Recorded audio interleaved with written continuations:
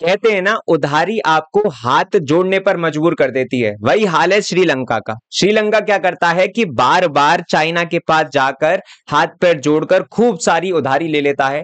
But ये उधारी भारत के लिए किस प्रकार से चिंताजनक बन रही है, आइए जानते हैं बिल्कुल शुरुआत से, और बहुत कुछ आपको सीखने को मिलेगा। आपने कुछ इस प्रकार के आर्टिकल देखे होंगे, Chinese naval warship dock in Colombo port to depart on Saturday.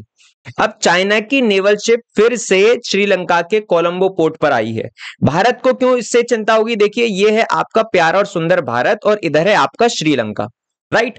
अब देखिए, श्रीलंका के पोर्ट पर यदि कोई चाइनीज नेवल शिप आती है तो भारत के आसपास की सारी सिक्योरिटी इंफॉर्मेशन कहीं हद तक लीक होने का डर रहता है।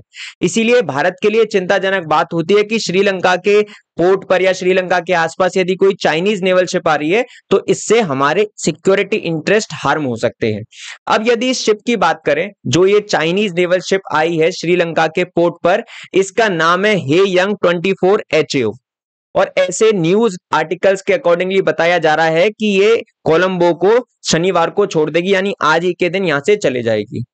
इस अगर हम शिप की इंफॉर्मेशन की बात करें और तो ये 129 मीटर लंबी है और इस पर 138 आपको क्रू मेंबर देखने को मिलेंगे। और यदि इसके वेपन्स की बात करें तो इतनी इंफॉर्मेशन अभी आर्टिकल्स में आपको नहीं देखने को मिलेगी कि इस पर कितने वेपन्स हैं या वेपन्स कौन कौन सी यहां पर चीजें ऐसी मिलेंगी जिससे कि इंफॉर्मेशन लीक हो सकती है, राइट। अब भारत ने इसके ऊपर किस प्रकार से अपनी प्रतिक्रिया जाहिर की है, तो देखिए, एक्सटर्नल अफेयर मिनिस्ट्री के जो स्पोक पर्सन है अरिंदम जी, यहां पर जो आप ये देख पा रहे हैं, इन्होंने बोला है कि जो चाइना की नेवल शिप आई है हम उसको केयरफुली मॉनिटर कर रहे हैं और जो भी डेवलपमेंट होगा उसको बहुत ध्यानपूर्वक देखा जाएगा कि जिससे कि इंडिया के सिक्योरिटी इंटरेस्ट को तो कोई समस्या नहीं है और हम सारे नेसेसरी मेजर्स लेंगे भारत की सुरक्षा के लिए, राइट। अब देखिए, यदि हम चर्चा करें कि क्यों चाइना की नेवल शिप श्रीलंका पर आती रहती हैं, पिछली साल भी युआन वंग 5 आपको देखने को मिली थी हम्बनतोटा पोर्ट पर श्रीलंका के, राइट। इस पर भी भारत ने बहुत आपत्ति जताई थी कि हमारे कई हद तक सिक्योरिटी इंटरेस्ट हार्म होते हैं इससे। अब समस्या ये है कि उधारी आपको हमेशा मजबूर करती है दबने के लिए।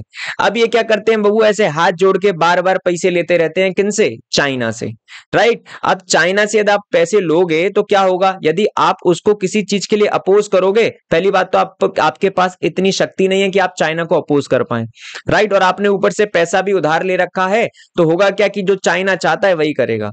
अब ऐसा नहीं है कि श्रीलंका कहीं हद तक अपोज करता होगा चाइना को, बोलता हुआ कि ये इंडिया से हमारे कहीं हद तक संबंध बिगड़ सकते हैं, बट क्या है कि उधारी के चक्कर में ज्यादा रिएक्शंस नहीं ले पाते हैं। यदि उधारी की बात करें श्रीलंका और चाइना की, तो देखिए 2000 से लेके 2016 के बीच में जो चाइना ने श्रीलंका को डेब्ट दिया है उसका परसेंटेज 0.3 से 16% हो गया। सोचिए कितना ज्यादा परसेंटेज चाइना का ही है उधारी का श्रीलंका के ऊपर। और अभी तक लगभग 7.3 बिलियन US डॉलर उधार दे चुका है श्रीलंका को चाइना, राइट।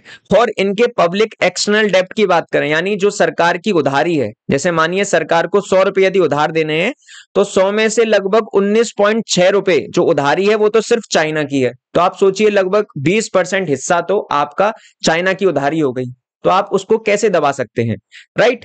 ये है आपका डाटा कि किस प्रकार से चाइना और इंडिया ने श्रीलंका को उधारी दी है। तो ये जो रेड वाला पोर्शन आप देख रहे हैं ये सब चाइना का है, राइट।